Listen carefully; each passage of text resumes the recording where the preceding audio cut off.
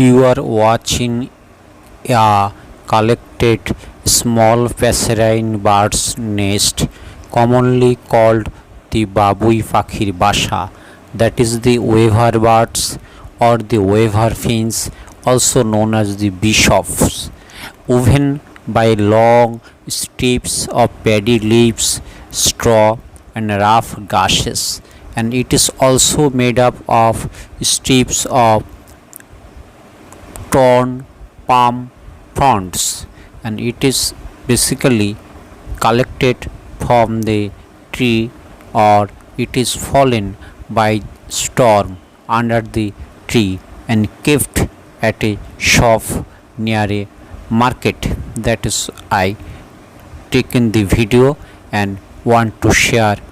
Thanks for watching.